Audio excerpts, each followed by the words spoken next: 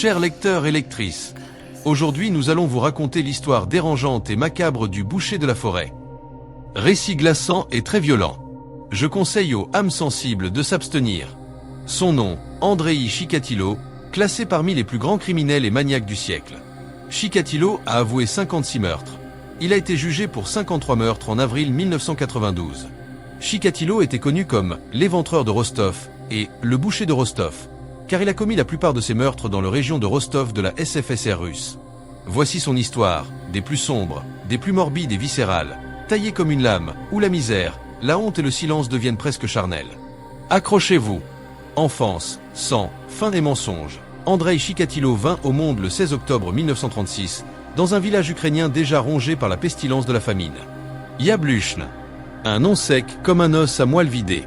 L'Ukraine, alors, ne respirait plus, elle agonisait sous les bottes de Staline, ses champs arrachés à leurs paysans, ses ventres creux transformés en cercueils ambulants. Ses parents, esclaves d'une ferme collective, vivaient dans un taudis d'une seule pièce, sans salaire, sans pain, sans espoir. Seulement une parcelle de terre derrière leur mur de boue, qu'ils grattaient à genoux, comme des chiens. Le pain, il n'en vit la mie qu'à 12 ans.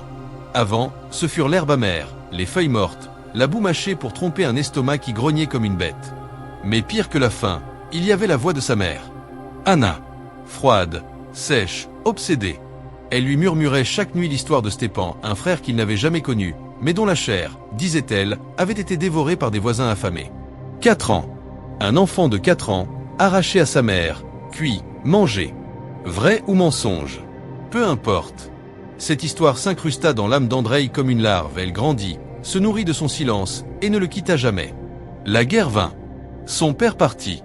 Blessé, capturé, marqué du sceau de la trahison, car en URSS, être fait prisonnier, c'était déjà être coupable. Entre 1941 et 1944, Andrei vit brûler son monde. Il vit des corps criblés s'effondrer dans la poussière. Il vit sa maison réduite en cendres, lui et sa mère forcés d'assister, impuissants, au brasier de leur seul abri. Il se cachait dans des caves puantes, des fossés pleins de rats, tandis que les bombes faisaient trembler la terre comme un rire de géant. La nuit, dans ce même lit où sa mère dormait, il pissait de peur, de honte, d'impuissance. Et chaque matin, les coups tombaient. Pas des gifles, des corrections. Comme on frappe un animal récalcitrant. Il apprit tôt que la douleur venait aussi de ceux qui étaient censés aimer. Puis vint Tatiana, née en 1943. Un mystère vivant. Son père était au front depuis 2 ans. Les soldats allemands, bien sûr. On violait les femmes ukrainiennes comme on fauchait le blé. Et dans cette unique pièce, sans rideau, sans porte, il est probable qu'Andrei ait entendu les cris de sa mère. Vu les ombres bouger. Compris, sans comprendre, ce qu'était la chair offerte, la violence nue. À l'école, il était un spectre. Ventre gonflé, yeux creux, vêtements en sac. Il s'évanouissait sur les bancs, faible comme un chaton malade. Les autres riaient, le frappaient, l'appelaient pleurnichard, déchet, mort-vivant. À la maison, sa mère ne l'épargnait pas davantage. Seule sa sœur, plus tard, avouerait que leur père absent, mais vivant avait eu un cœur. Leur mère, non. Elle n'avait que des reproches. Pourtant, Andrei lisait. Il avalait les mots comme d'autres avalent du pain. Pas par plaisir, par désespoir. Il voulait prouver qu'il existait. Qu'il valait plus qu'un ventre vide, plus qu'un pantalon mouillé. Ses professeurs l'encensaient. Lui, il ne croyait qu'à la honte. Adolescence, le masque et la bête. Il grandit en sein du régime. 14 ans, rédacteur en chef du journal scolaire. 16 ans, chef du comité communiste des élèves. Il marchait en tête des cortèges, récitait Lénine comme une prière, souriait aux inspecteurs. Mais derrière ce masque de zèle, quelque chose pourrissait. Son corps le trahissait. À la puberté, il découvrit l'impuissance, pas une simple défaillance, mais une malédiction. Il ne bandait pas, ne jouissait pas, ne pouvait pas. Les filles le regardaient avec pitié ou dégoût. Lilia Baricheva, son premier amour, ne sut jamais qu'il tremblait rien qu'en la voyant. Il n'osa jamais lui parler. Trop lâche, trop honteux. Mais la chair, elle, exigeait. Un jour, il renversa une fillette de 11 ans, amie de sa sœur, dans la poussière.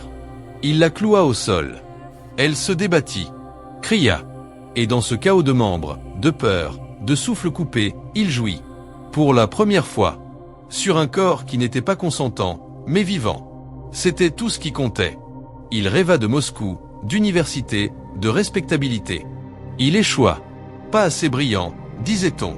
Il crut que c'était la faute de son père, traître aux yeux du parti. Peut-être. Ou peut-être que le monde ne voulait tout simplement pas de lui. Il tenta l'amour, encore. Une jeune fille, tendre, innocente. 3 fois, ils s'essayèrent. 3 fois, il resta mou, inerte, humilié. Elle en parla. Les rumeurs coururent. Bientôt, tout le village chuchotait, Chikatilo, le sans-queue. Le raté. Le vide. Alors il tenta de mourir. Une corde, une poutre, pour un instant de paix. Sa mère le tira du nœud, comme on retire un poisson pourri de l'eau. Et il comprit qu'il n'avait plus sa place ici, il fallait fuir. Chapitre 2, le déménagement dans la fuite. Rostov, une cage doublée de soie. Après des mois d'errance, Andreï trouva un emploi d'ingénieur en communication à Rodionovo-Nesteskaya, une bourgade grise à 20 km au nord de Rostov-sur-le-Don. Il s'installa dans la République socialiste fédérative de Russie en un glorieux 1961, louant un réduit humide près de son lieu de travail, une pièce sans âme, où les murs suintaient le silence. Peu après, sa sœur Tatiana, fraîchement sortie de l'école, vint vivre sous son toit. Leurs parents, eux, s'installèrent bientôt dans la région. Pendant 6 mois, frères et sœurs partagèrent cet espace étroit. Elle ne vit rien d'anormal. Rien, sauf cette timidité maladive autour des femmes, une pudeur maladroite, presque enfantine. Convaincue qu'il ne lui manquait qu'une épouse pour devenir normale, elle prit sur elle de lui en trouver une. Comme on choisit un remède à une maladie honteuse. Mariage, l'illusion de la normalité. En 1963, tout fut scellé. Féodosia Odnacheva, une inconnue, présentée par Tatiana et son mari. 2 semaines après leur première rencontre, ils se marièrent. Pas par désir, pas par amour, mais par arrangement, une transaction sociale pour couvrir l'anomalie. Féodosia était douce, docile, obéissante. Exactement ce qu'il fallait à un homme qui ne pouvait pas fonctionner, mais qui devait paraître. Chikatilo avouerait plus tard que leur vie sexuelle était un simulacre. Dès qu'elle comprit qu'il ne bandait pas, qu'il ne pouvait pas, ils trouvèrent une solution. Il se masturbait à côté d'elle, puis, avec ses doigts, il poussait son propre sperme en elle. Comme on remplit un récipient. Comme on entretient une machine défectueuse. Pas de contact. Pas de regard. Juste une tâche à accomplir. En 1965 naquit Lyudmila, une fille. Puis en 1969, Yuri, un garçon. 2 enfants. 2 preuves de normalité, 2 boucliers contre les murmures du voisinage.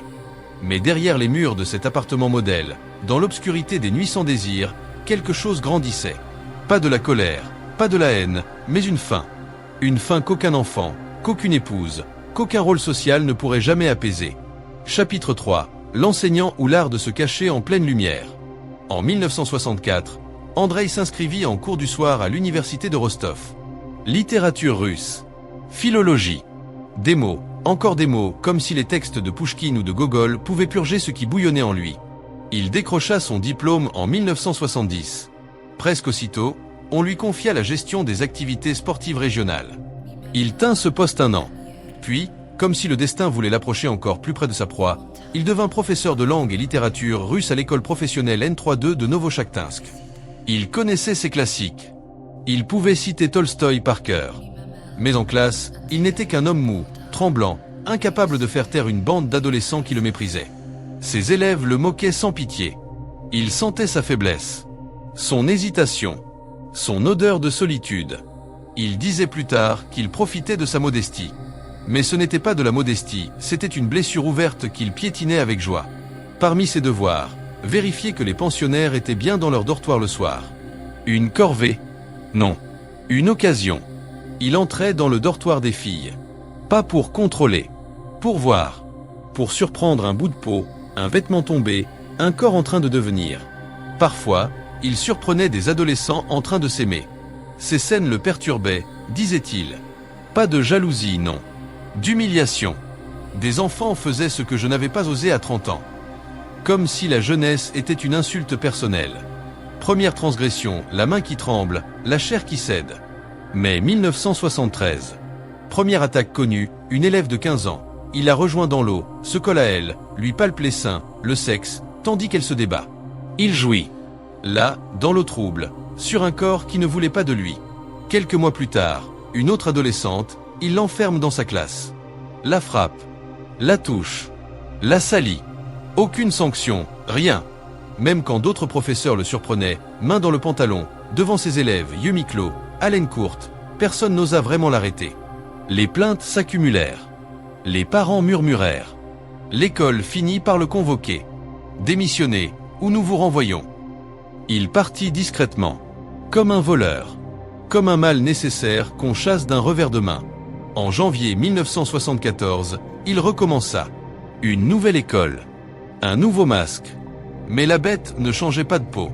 Au milieu des années 1970, il rôdait déjà autour des toilettes publiques, guettant les fillettes. Il leur offrait du chewing-gum, un appât doux, collant, innocent. 3 d'entre elles tombèrent dans ce piège. 3 corps violés par un homme qui souriait en tendant sa friandise.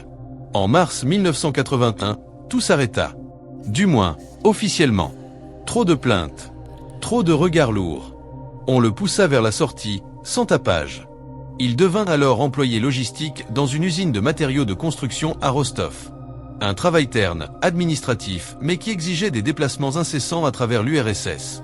Il voyageait désormais, seul, invisible et surtout libre. Et dans le silence des gares de province, dans l'ombre des wagons de nuit, dans les bois proches des arrêts de bus, sa faim reprit le dessus. Chapitre 4, la naissance d'un monstre, à l'automne 1978, Andreï Chikatilo emménage à Shakhty. C'est là, dans cette ville grise et poussiéreuse, qu'il commet son premier meurtre documenté. Le 22 décembre, en fin de soirée, il attire Yelena Akhotnova, une fillette de 9 ans, dans une cabane délabrée qu'il a achetée en secret. Il veut la violer. Il ne peut pas. Encore une fois, son corps le trahit. Elle se débat, il panique, l'étrangle, puis 3 coups de couteau dans le ventre, et c'est en la taille à dents qu'il jouit pour la première fois, vraiment. Plus tard, en prison, il racontera. Après le premier coup, elle a dit quelque chose, d'une voix rauque. Alors il l'a étouffée jusqu'à ce qu'elle cesse de bouger. Puis il a jeté son petit corps dans la rivière Grushevka. 2 jours plus tard, on retrouve le cadavre sous un pont. Le sac d'école de Yelena gît sur l'autre rive, preuve qu'elle a été précipitée là depuis la berge. Des taches de sang dans la neige, près de la cabane. Des voisins l'ont vu, ce soir-là, entrer dans la maison. Une femme a même décrit l'homme qui parlait à la fillette à l'arrêt de bus, un portrait frappant de Chikatilo. Pourtant, on arrête un autre. Alexandre Kravchenko, 25 ans, déjà condamné pour le viol et le meurtre d'une adolescente. Chez lui, on trouve du sang sur le pull de sa femme. Même groupe sanguin que Yelena. Mais Kravchenko a un alibi en béton. Il était chez lui toute la soirée, entouré de témoins. Peu importe, la police menace sa femme de la traîner devant les tribunaux comme complice. Elle menace son ami de l'accuser de faux témoignages. Les déclarations changent et Kravchenko, brisé, avoue. En 1979, il se rétracte au procès. On m'a forcé. Je n'ai rien fait. Mais le tribunal ne l'écoute pas et le condamne à mort. Puis, en 1980, la peine est commuée en 15 ans, le maximum permis.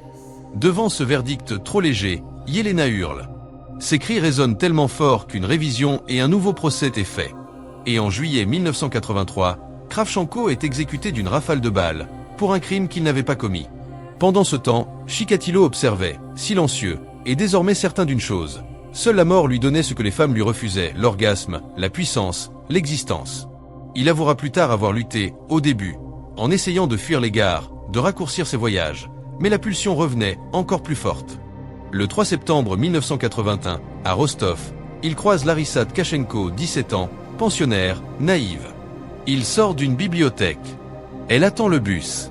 Il lui propose de la vodka, juste pour se détendre. Elle accepte et l'emmène dans un bois près du Don, il la jette à terre.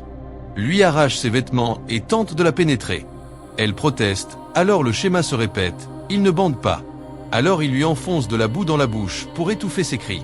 Puis, la torture en la matraquant, puis en l'étranglant, et finit par la tuer. Il n'a pas de couteau, alors il use de ses dents. Et d'un bâton long de 2 mètres. Il lui arrache un mamelon avec les dents. Recouvre son corps de feuilles, de brindilles, de pages de journal déchirées. On la retrouvera le lendemain. 9 mois plus tard, dans le village de Donskoy, il croise Lyubov Biryuk, 13 ans, qui rentre du marché. Ils marchent ensemble et un quart d'heure plus tard, la tue et la cache dans un buisson. Son corps est retrouvé le 27 juin. Criblé de 22 coups de couteau. Tête, cou, poitrine, bassin et des impacts sur le crâne, frappés avec le manche et la lame. Et des stries autour des orbites, comme si on avait tenté de lui arracher les yeux. La spirale était 1982. Après Biryuk, il cesse de résister à ses pulsions de plus en plus profondes avec une soif sans fin de tuer. Il établit un rituel macabre. Note ceci sur un calepin, 1 égale gare. Arrêt de bus. 2 égale un morceau de pain, un peu d'alcool pour les appâter. 3 égale trouve un lieu isolé puis lui attacher les mains. 4 égale de la terre dans la bouche pour étouffer ses cris. 5 égale et ensuite, le couteau. Il mutilait les orbites. Pas toujours les yeux arrachés, mais assez pour que les légistes comprennent que le tueur cherchait à effacer le regard de ses victimes, qui le regardaient, sûrement avant de mourir sous ses yeux. Après, il s'attaqua aux femmes adultes, souvent des prostituées, des sans-abri. Il tentait d'abord l'acte sexuel, et son impuissance venait. Et si elle osait rire, le meurtre devenait frénétique, car c'est dans le sang qu'il trouvait la jouissance. Ensuite, les enfants, garçons ou filles, peu importe, il les séduisait avec des mots doux, puis les réduisait au silence avec de la boue, et les tuait en imitant l'amour comme un blasphème. Après, il recouvrait vaguement les corps, pas pour les cacher, mais pour faire semblant qu'il restait un homme civilisé. Le 11 décembre 1982, il monte dans un bus à Novochaktinsk. Une fillette de 10 ans, Olga Stalmachnok, rentre chez ses parents. Il lui parle. La persuade de descendre avec lui. Un passager le voit, un homme d'âge mûr, qui la tenait fermement par la main. Il l'emmène dans un champ de maïs, la poignarde plus de 50 fois, lui ouvre la poitrine et lui arrache l'intestin inférieur, et l'utérus comme un trophée arraché à l'innocence. À ce moment-là, ce n'était plus un homme. C'était une machine à tuer, lubrifiée par la honte, alimentée par le silence. L'URSS, qui restait aveugle, laissait ce monstre errer entre les gares, les forêts, les rivières, pendant que des innocents se faisaient exécuter à sa place. Chapitre 5. L'aveuglement d'un empire. En janvier 1983, les premiers liens, 4 cadavres, 4 enfants vidés, marqués, les yeux griffés comme par une bête. En janvier 1983, les enquêteurs osent enfin formuler l'indicible, un seul homme. Moscou envoie une équipe, à sa tête, le major Mikhail Fetisov. L'opération reçoit un nom, Sentier forestier, une ironie macabre pour des meurtres qui n'ont rien de pastoral. Fetisov installe une cellule de 10 hommes à Rostov. En mars, il nomme Viktor Burakov, jeune analyste médico-légal, chef de l'enquête. Un mois plus tard, on retrouve Olga Stalmachnok. Burakov se penche sur le petit corps, analyse les plaies, les entrailles arrachées et ses stries profondes autour des orbites. À cet instant, il le sait, ce n'est pas un crime isolé. C'est une signature, un tueur en série rôde. L'été du sang 1983, Chikatilo attend, puis frappe à nouveau en juin 1983. Laura Sarkisian, 15 ans, arménienne, retrouvée près d'un quai de chemin de fer anonyme. De juin à septembre, 5 autres tombent. Les corps s'accumulent, les blessures se répètent. Poignardés, éviscérés, les globes des yeux arrachés et le sexe mutilé. Le 6 septembre, le procureur général de l'URSS reconnaît officiellement 6 meurtres attribués à un seul et même assassin. Mais le système ne comprend pas, il pense un gang d'organes, un culte satanique ou un fou furieux. Les théories se cristallisent autour de 3 archétypes, le pédophile, l'homosexuel ou le malade mental. On fouille les hôpitaux psychiatriques, on exhume les dossiers judiciaires, on interroge et enferme et brise des milliers de suspects. Des fiches cartonnées remplies de noms de parias. Des jeunes handicapés mentaux avouent sous la torture. Certains finissent par le suicide, broyés par l'acharnement de l'enquête et la torture subie. Pendant ce temps, les corps continuent d'apparaître.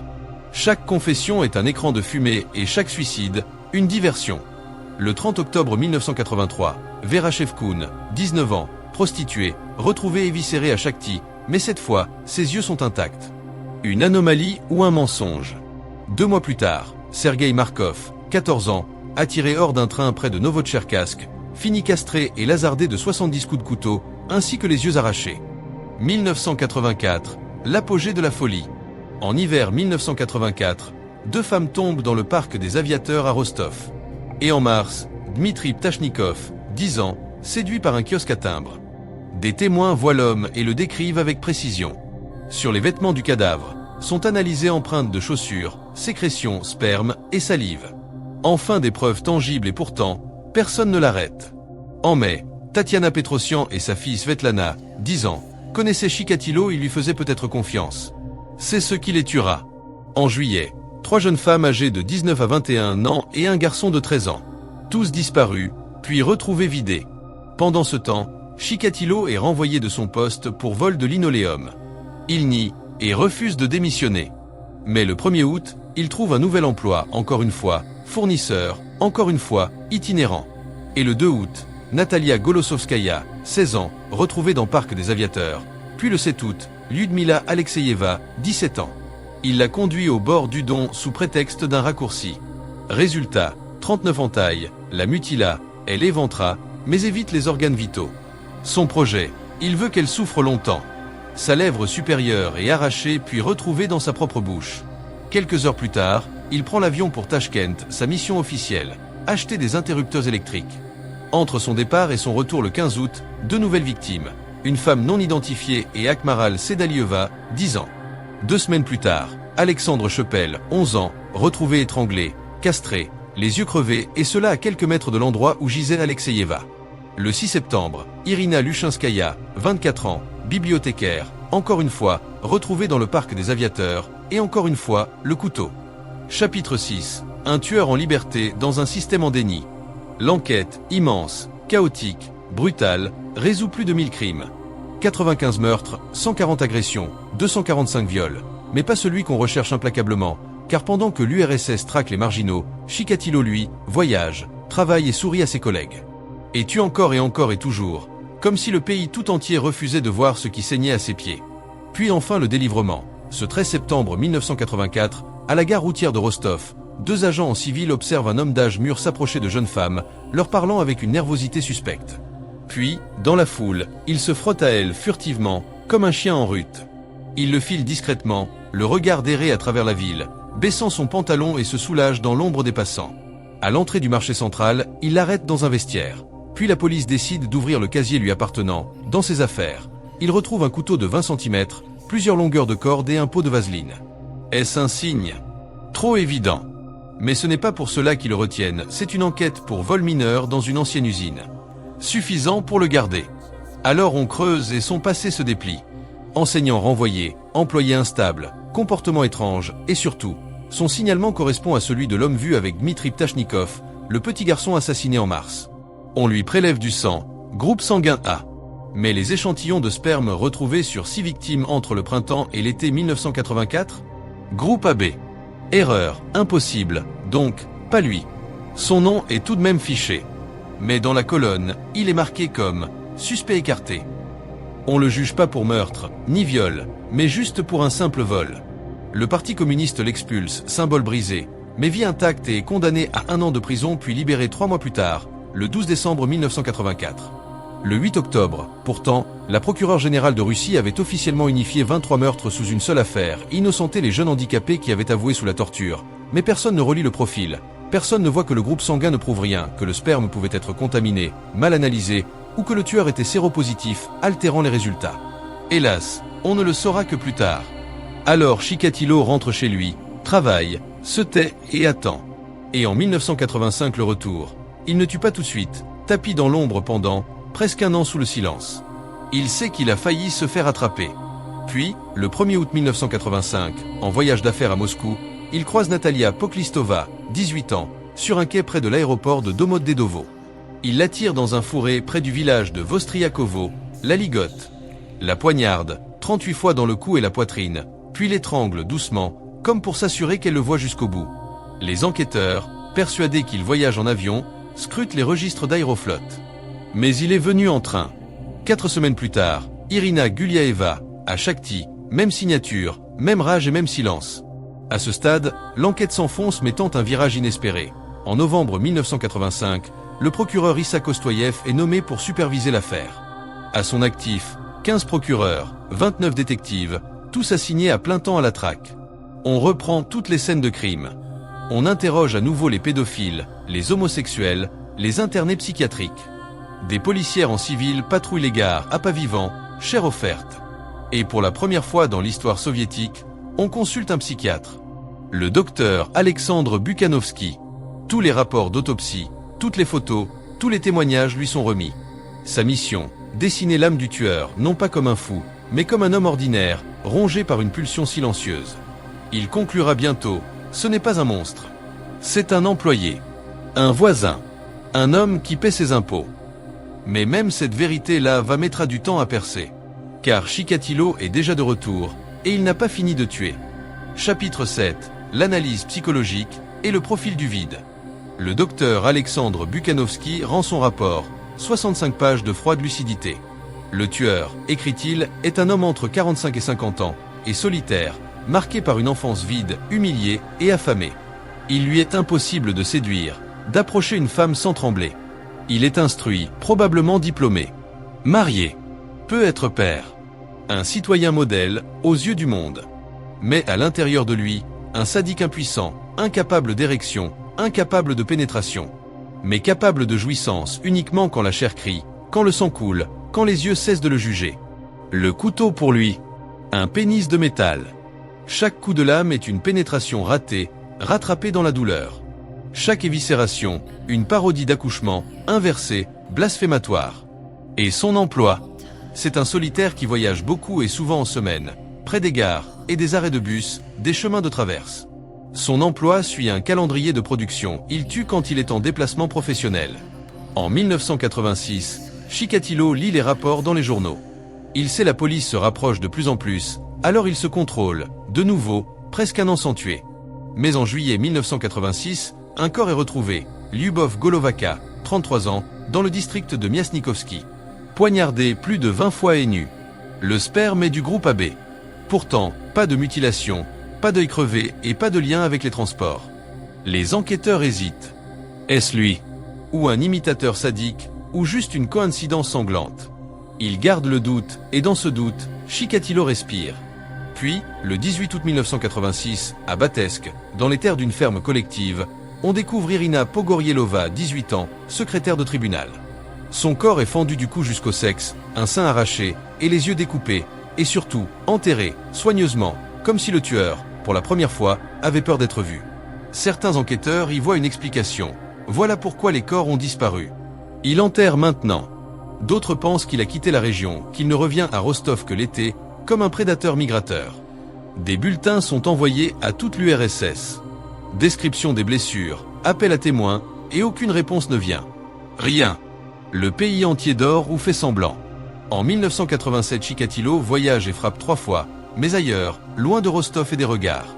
Le 16 mai à Revda, dans l'Oural, il aborde Oleg Makarankov, 12 ans, à la gare. Lui promet un repas à sa datcha, l'emmène dans les bois et la tue. Le corps ne sera retrouvé qu'en 1991, perdu dans le silence des pins. En juillet, à Zaporijia, Ukraine, Ivan Bilovetsky, 12 ans, disparu, assassiné, jamais relié à l'affaire. Le 15 septembre, Leningrad, en périphérie. Yuri Tershonok, 16 ans, élève d'une école technique, est attiré dans un bois, égorgé puis éventré. Et personne ne fait de lien. 3 meurtres, 3 régions et 3 cadavres oubliés.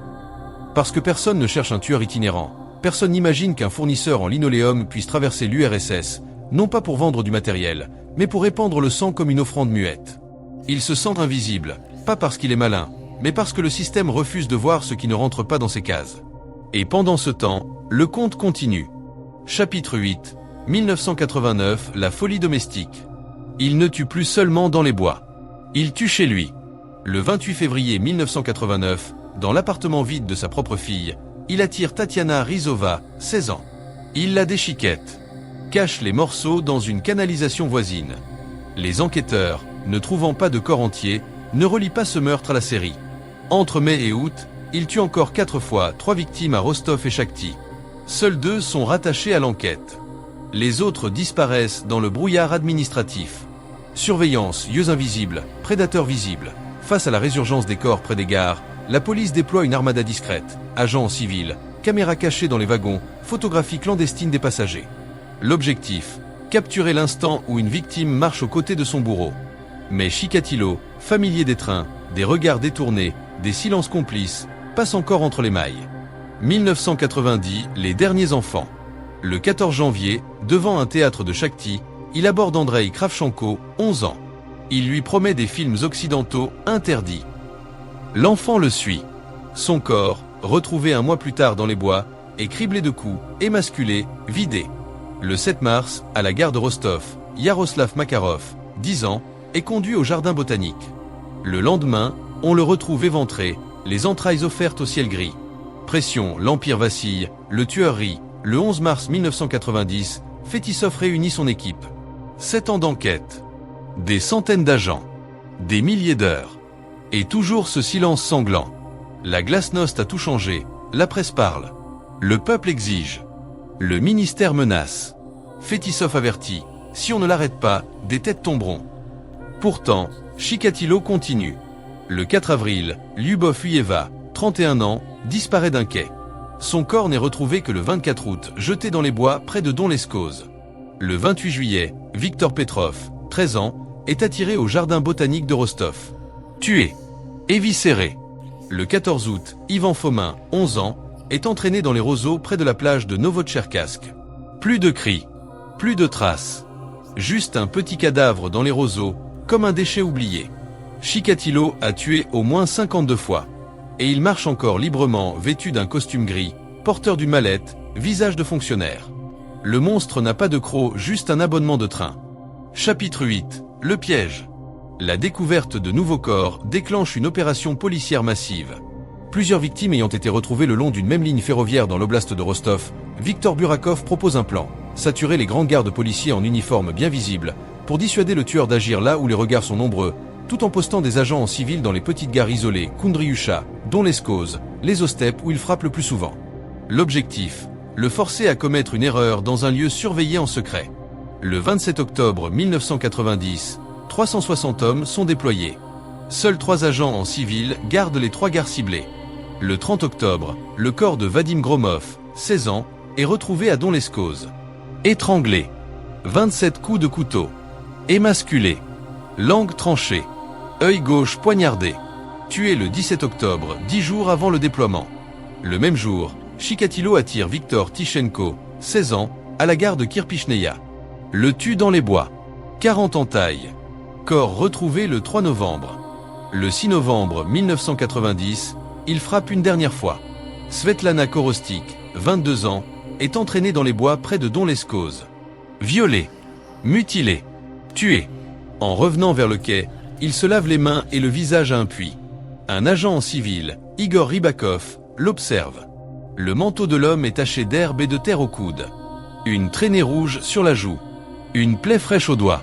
Il porte un sac de sport en nylon inadapté pour ramasser des champignons, activité habituelle en ces lieux à cette saison. Et surtout, il est trop bien habillé pour un cueilleur. Rybakov l'interpelle. Vérifie ses papiers. Mais n'a aucun motif légal pour l'arrêter. Il rédige un rapport de routine, mentionnant le nom, Andrei Chikatilo, et la tache suspecte sur sa joue. Le 13 novembre, le corps de Korostik est découvert. 38e victime officielle. Les enquêteurs compulsent les rapports des derniers jours. Le nom de Chikatilo apparaît. Familier. Déjà interrogé en 1984. Inscrit sur une liste de suspects en 1987. On croise ses déplacements professionnels avec les dates des meurtres. Présence confirmée sur les lieux de plusieurs crimes. D'anciens collègues racontent, renvoyé de 2 postes d'enseignants pour attouchement, agression sexuelle, comportement obscène. L'homme n'était pas un inconnu. Il était un dossier oublié. Le piège ne l'a pas attrapé, mais le hasard l'a trahi. Pas par un coup de génie policier, mais par une tache de sang sur une joue, et un rapport presque jeté. Le monstre marchait encore libre. Mais cette fois, on avait son nom. Et cette fois, on ne le lâcherait plus. Chapitre 9. Surveillance et deuxième arrestation. Placé sous filature le 14 novembre 1990, Chikatilo est observé plusieurs fois en train ou en bus en train d'aborder des jeunes femmes ou des enfants seuls. S'il met fin à la conversation, il attend quelques minutes, puis cherche une autre proie. Le 20 novembre, après 6 jours de surveillance, il quitte son domicile avec un grand bocal qu'il remplit de bière dans un kiosque d'un parc de Novotcherkassk, puis erre dans la ville, tentant d'engager la conversation avec des enfants. En sortant d'un café, 4 agents en civil l'arrêtent. Il ne résiste pas, se laisse menotter, monte sans un mot dans une voiture banalisée. Dès son arrestation, il nie « Vous vous trompez. Je suis déjà tombé pour ça en 1984. » Une fouille corporelle révèle une plaie profonde à un doigt, traitée à l'iode. Les médecins concluent « Morsure humaine ». Son avant-dernière victime, Viktor Tichenko, était robuste. Sur les lieux du crime, traces d'une lutte sauvage. Un doigt cassé. Un ongle arraché à la mâchoire de la victime. Chikatilo n'a jamais consulté. Il souffrait en silence, comme il tuait. Chez lui, les policiers saisissent un couteau pliant et 2 longueurs de corde. On lui prend du sang. Puis on l'enferme au quartier général du KGB à Rostov, en cellule avec un indicateur chargé de le faire parler. Le lendemain, 21 novembre, Issa Kostoyev entame alors l'interrogatoire. Stratégie. Faire croire à Chikatilo qu'il est malade mental, qu'il a besoin de soins, non de prison. On lui laisse espérer qu'un aveu le sauvera de la peine de mort, qu'il sera déclaré irresponsable. La police le sait, les preuves sont circonstancielles. Et la loi soviétique donne 10 jours pour inculper ou relâcher. Mais le doute persiste. Groupe sanguin A, alors que le sperme du tueur est groupe AB. Alors on va plus loin. On analyse son sperme. Résultat, AB. Son sang et sa salive a une discordance biologique rare, mais possible. L'erreur de 1984 devient une preuve. Il est le tueur. Pourtant, il nie encore. Avoue seulement avoir harcelé, touché, abusé des élèves. Rédige des textes pour Kostoyev, vagues, fuyants, mais chargés de symptômes exactement prévus par le profil de Bukhanovski. Honte, impuissance, rage contenue. L'indicateur rapporte que Chikatilo se plaint. Kostoyev ne parle que des mutilations. Il me demande sans cesse ce que j'ai fait aux yeux, au sexe, au ventre. Il devient méfiant. Fermé.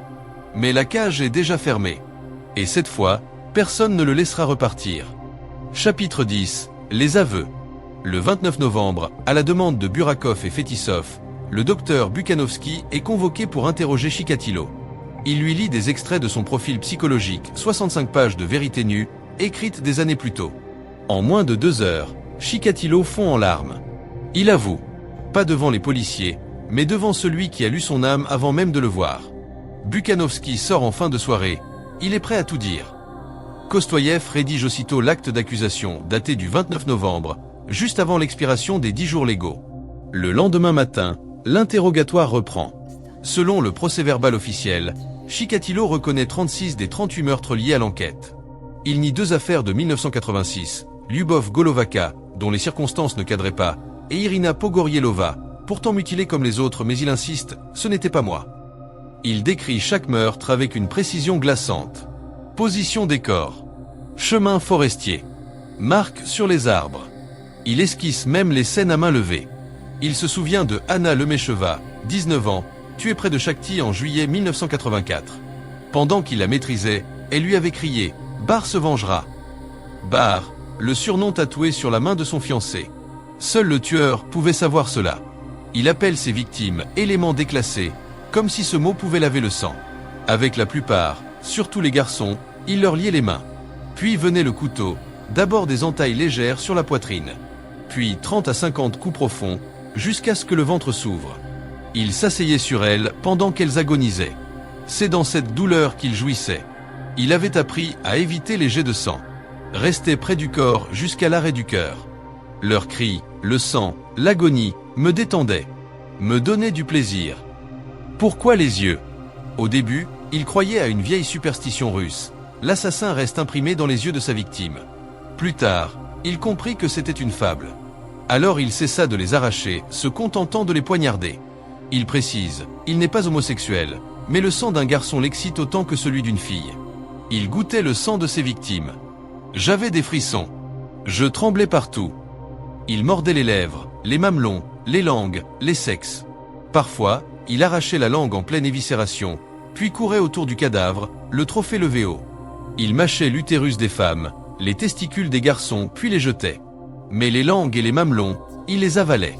Le 30 novembre, il est officiellement inculpé pour les 36 meurtres avoués, commis entre juin 1982 et novembre 1990. Dans les jours suivants, il en ajoute 20 autres, jamais reliés à l'enquête. Tués hors de Rostov, corps jamais retrouvés, ou crimes étouffés comme celui de Yelena Akhotnova, pour lequel un innocent avait été fusillé. Il cite Lyubov Volobuyeva, 14 ans, tuée en juillet 1982 près de l'aéroport de Krasnodar. Il se souvient qu'elle venait de Novokuznetsk, attendait un vol pour voir sa famille.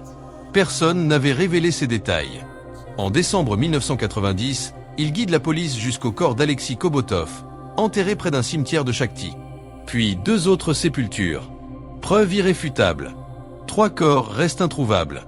Mais il est formellement accusé de 53 meurtres femmes et enfants entre 1978 et 1990. Il est remis dans la même cellule de Rostov où il a été incarcéré le 20 novembre, en attendant son procès. Le monstre parle. Et cette fois, personne ne l'arrêtera plus. Chapitre 11. Évaluation psychiatrique. Le 20 août 1991, après avoir achevé les interrogatoires, y compris les reconstitutions de chacun des meurtres sur les lieux mêmes des crimes, Chikatilo est transféré à l'Institut Serbski à Moscou pour une évaluation psychiatrique de 60 jours. Objectif: déterminer s'il est apte à être jugé. Sous la supervision du psychiatre principal Andrei Tkachenko, il est examiné avec une rigueur quasi chirurgicale. Celui-ci note des anomalies physiologiques, qu'il attribue à des lésions cérébrales prénatales, et relie son parcours comme une chute lente, continue, inéluctable dans la perversion. Selon lui, cette dégradation résulte d'un mélange toxique, biologie défaillante, enfance affamée, honte sexuelle, isolement. Chaque meurtre n'était pas un acte de folie, mais une tentative de soulager une tension intérieure accrue, une pression qui ne pouvait se relâcher que dans le sang et la douleur d'autrui.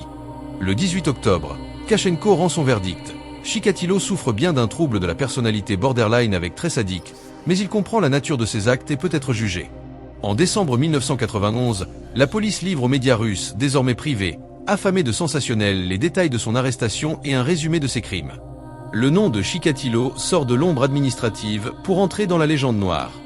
Chapitre 12. Le procès. Le 14 avril 1992, Andrei Chikatilo comparaît devant le tribunal provincial de Rostov, dans la salle numéro 5, accusé de 53 meurtres et de 5 agressions sexuelles sur mineurs commises lorsqu'il était enseignant. Le juge Leonid Akubzanov préside. C'est le premier grand événement médiatique de la Russie post-soviétique. Depuis la conférence de presse organisée après son évaluation à l'Institut Serbski, les journaux connaissent la liste complète de ses crimes, mais pas son visage. Ce n'est qu'au premier jour du procès que le public le voit, enfermé dans une cage de fer installée dans un coin de la salle, pour le protéger des familles déchaînées. La presse le décrit comme un démon chauve, un cannibale, un fou sanguinaire. Les 2 premiers jours sont consacrés à la lecture des chefs d'accusation. Chaque meurtre est égrené à voix haute. Dans la salle, des parents s'effondrent, s'évanouissent, hurlent. Akubzanov annonce vouloir un procès ouvert. Qu'au moins, cela nous enseigne quelque chose. Que cela ne se reproduise jamais, nulle part. Puis il ordonne à Chikatilo de se lever, de donner son nom, sa date et son lieu de naissance. L'homme obéit. Ce sera l'un des rares échanges civils entre eux. Interrogé sur les détails des meurtres, les ruses employées, la nature des blessures, les mutilations, Chikatilo répond souvent par des phrases sèches, méprisantes. Il ne se rebelle que lorsqu'on l'accuse de vol ou de conserver des organes. À un moment, face à la question sur son apparente indifférence au sexe ou au statut de ses victimes, il lâche « Je n'avais pas besoin de les chercher ». À chaque pas, ils étaient là. Mais très vite, le procès se dégrade. Le juge l'insulte, lui hurle « Ferme ta bouche », lui assène « Tu n'es pas fou ». Dès qu'il évoque son enfance, la persécution ou nie les faits. Son avocat, Mara Kabibulin, proteste, le tribunal devient accusateur, non juge. Chikatilo, en réponse, crie plus fort, traite l'audience de farce, entame des monologues décousus, s'exhibe, chante des hymnes socialistes. À plusieurs reprises, il est traîné hors de la salle, et le procès continue sans lui. Le 21 avril, la défense demande à faire témoigner le docteur Bukhanovski. Refusé. Chikatilo cesse de répondre pendant 3 jours, puis déclare que son droit à la présomption d'innocence a été piétiné. Le procès est ajourné 2 semaines. Le 13 mai, il retire 6 aveux, mais en ajoute 4 autres non retenus dans l'acte d'accusation. Kabibulin exige une nouvelle expertise psychiatrique. Le juge refuse. L'avocat se lève, condamne la cour, accuse le juge de partialité. Même le procureur, Nikolai Gerasimenko, lui donne raison, le juge a préjugé de la culpabilité. Il a violé la procédure. Il demande son remplacement. Akubzanov, furieux, renvoie le procureur à la place. Le procès reprend sans procureur, jusqu'à l'arrivée d'un remplaçant, Anatoly Adorozny. Le 3 juillet, Bukhanovski est enfin autorisé à témoigner comme simple témoin. Pendant 3 heures, il décrit son profil de 1985, les entretiens post-arrestation, la logique du monstre. 4 experts de l'Institut Serbski confirment. Ses comportements en cours sont simulés, une stratégie pour feindre la folie. En cellule, il est calme, lucide, organisé. Dans la salle, il joue le pantin hystérique. Le 9 août, Kabibulin conclut. Il ne croit pas être entendu dans ce « cri général de vengeance ». Il conteste les preuves, dénonce l'objectivité du juge, insiste « un esprit sain ne peut commettre de tels actes ». Il demande l'acquittement. Le lendemain, Adorozny réplique « Chikatilo sait ce qu'il fait, résiste à ses pulsions, cache ses traces ».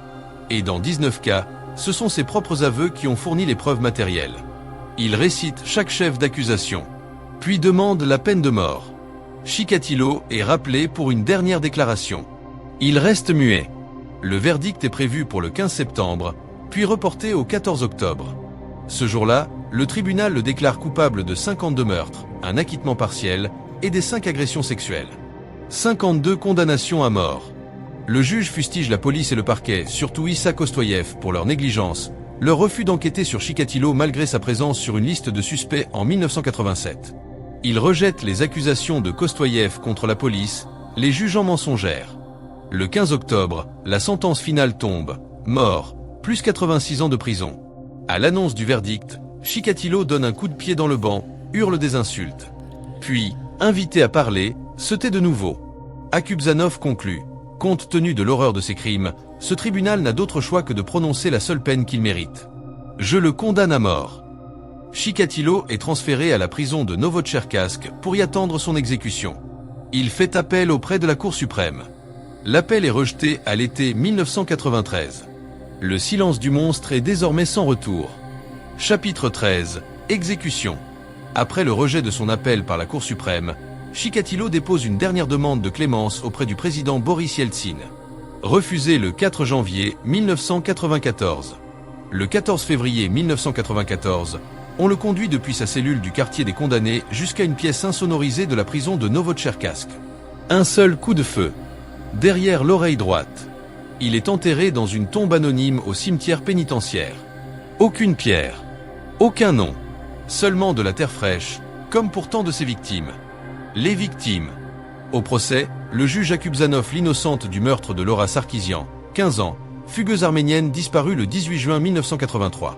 Manque de preuves. Pourtant, dans ses aveux, Chikatilo décrit une fille arménienne tuée près de la gare de Kirpichneia en été 1983. Vêtements, lieu, description physique. Tout correspond au reste partiel retrouvé. Ossements d'une adolescente, effets personnels, jamais formellement identifiés.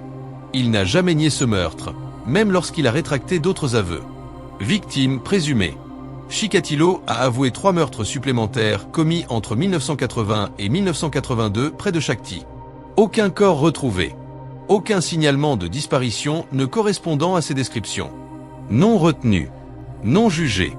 Il est aussi le principal suspect dans la mort d'Irina Pogorielova, 18 ans, secrétaire de tribunal à Batesk, disparue le 11 août 1986, retrouvée enterrée le 18 août. Son corps porte exactement les mêmes mutilations que les autres victimes confirmées. D'abord nié, puis revendiqué par Chikatilo au procès. En tout, il a revendiqué 57 meurtres, les 53 du procès, plus 4 autres dont Pogorielova et les 300 traces. La vérité exacte est ensevelie avec lui. Dans une tombe sans nom. Ou dans les bois, sous les rails, dans les égouts. Le conte sanglant reste ouvert, comme une plaie. Voilà, chers lecteurs et lectrices.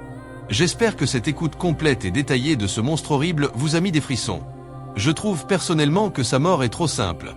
J'aurais préféré qu'il soit découpé vivant et lentement pour le voir souffrir et subir une atroce torture sans jamais mourir. Concernant le travail pour retrouver ce sadique, est juste incompréhensible. Je leur donnerai une note de 0 sur 20. Aujourd'hui ce fou est mort, mais il a fait tellement de choses affreuses, que j'ai de la peine pour les familles. Pour ces femmes et ces enfants qui ont été tués, mutilés dans des conditions inhumaines. L'être humain fait peur quand on voit ce récit glaçant. On ne peut imaginer la souffrance que ces victimes ont subie. Je suis outré par cette affaire horrifique d'une violence extrême sans limite et sans pardon pour ce meurtrier. Assouvir son impuissance par des actes de cette cruauté est insoutenable à entendre.